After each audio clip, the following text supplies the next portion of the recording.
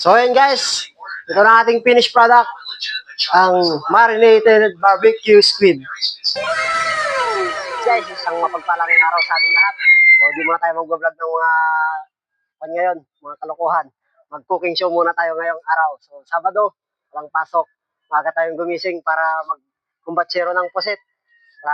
Tinglulutuin natin ngayong araw. Ito yung pusit.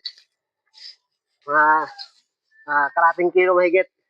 So, shout out kay Uncle Wilson na nagbigay nito. So, yun guys. Tara, tayo natin.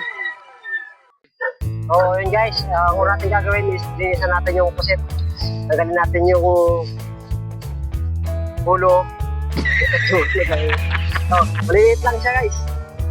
Tanggalin natin yung ngipin. Hindi makain yan. Tutuhugin natin mamaya. Ang gagawin po pala nating luto ngayon is barbecue squid. So, first time lang din namin gagawin to. Barbecue squid. So, yun, slice natin ng mga magalang kaliliit.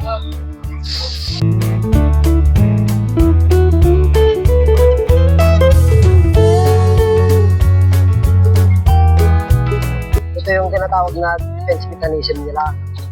Kasi pag nagbuga sila ng ganito, hindi sila makikita. Wow! Parang Kuya Kim pala to.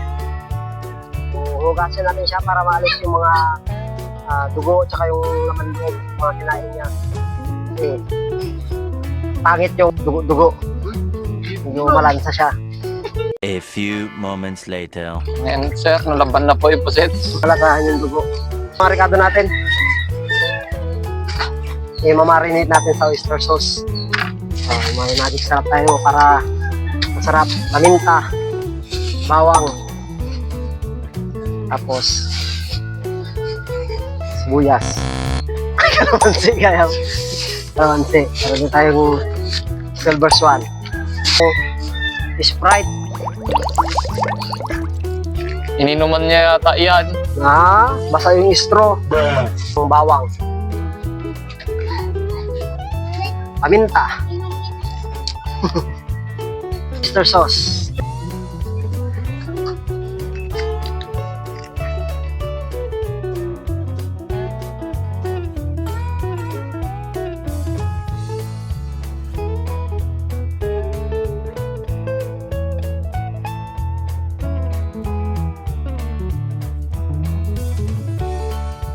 So, haluin natin para mag-mixture siya.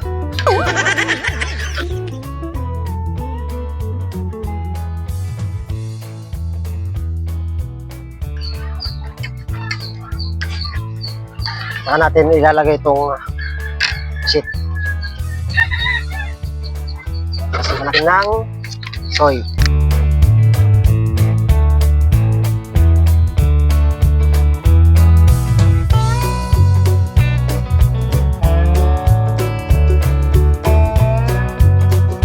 Ipan natin siya. I-freeze natin siya ng 10 to 15 minutes.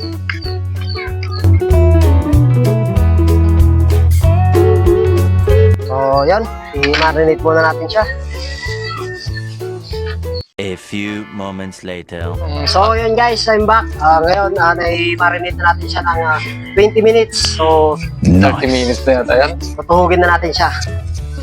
So, kunin lang natin yung part na malapad. Ganda ng ano mo ah. Study table pa yan ah.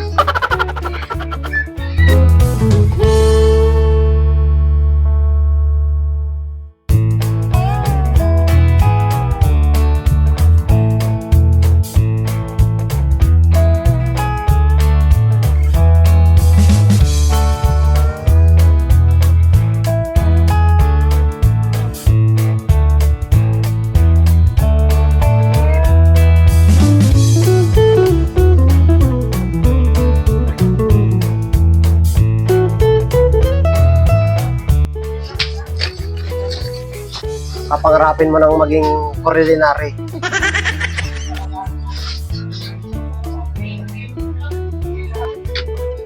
Yun.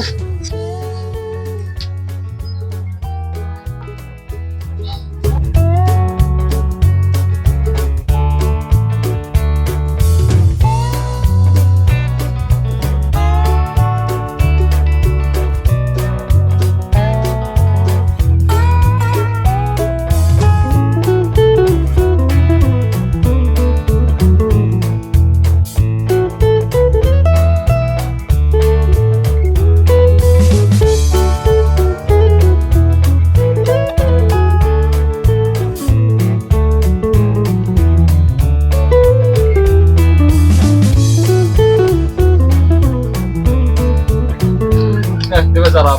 Amit. Naman? Luling pa yan. Sarap. Quality.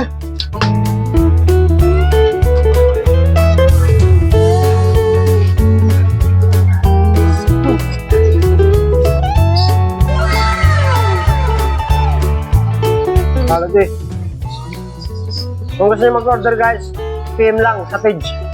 Junel Almandres. Sabi niya.